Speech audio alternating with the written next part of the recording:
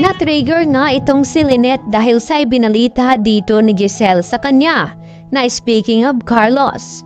At dito nga na isinasalaysay ni Giselle ang kanyang nalaman doon nga sa kulungan na dumalaw nga pala itong si Carlos at kasama itong abogado.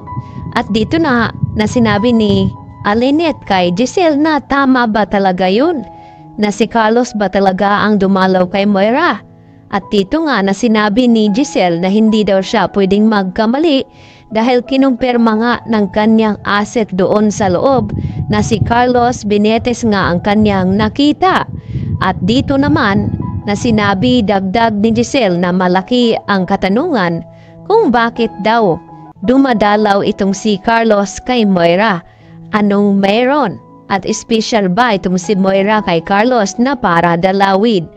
At dito nga na pinuntahan ni Lynette sa office itong si Carlos at ang kanyang nadatnan ay ang kanyang secretary at nagtanong nga ito kung nasaan itong si Carlos at ang sabi naman ng kanyang secretary na nandun daw sa OR.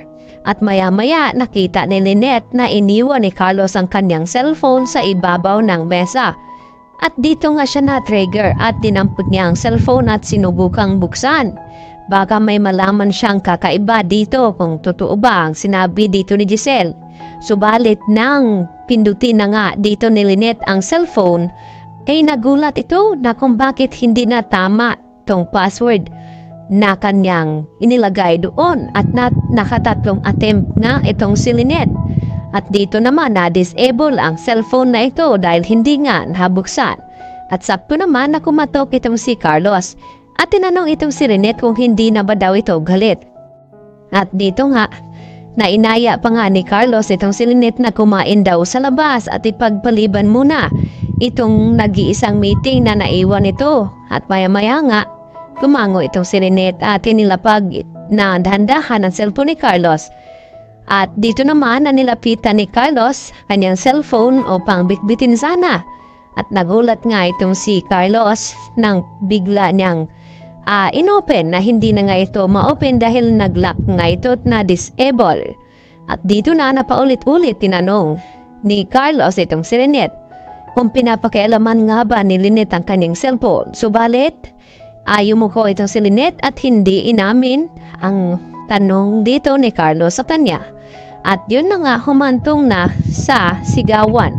At hanggang sa narinig nga dito ni Annalyn. Samantala, dahil sa muling pagbabalik ng asawa dito ni Carlos, makukumpirma naman ngayon ni Lynette na kung papaano na ikasal sila ni Carlos na ngayon ay may asawa pa pala ito at hindi pala totoong nasa aksidente at nasawi. At dito nga na kumilos itong si Lynette upang imbestigahan ang kanilang kasal ni Carlos. At dito na kumpirma ni Lynette na fake pala itong kanilang nagiging kasal ni Carlos. At dito niya na kinumpronta at ipinakita ang kanilang marriage contract at nagulat itong si Carlos dahil nalaman na ngayon ni Lynette na piki pala ang kanilang kasal dahil kasal pa itong si Carlos dito sa kanyang dating asawa. Kaya ngayon ay kakagulat ng lahat lalo na ang mga sikretong lalabas sa tunay na pagkatao dito ni Carlos na ganito pala may ugaling hindi maganda at nasaksihan na nga ito ni Annalyn. Yan ang ating karagdagan na aabangan ngayong Lunes mga kapuso at huwag niyo po sanang kalimutan i-like at i-subscribe ang aking munting channel. Yan lang po at maraming salamat ulit sa inyong pananatiling panonood.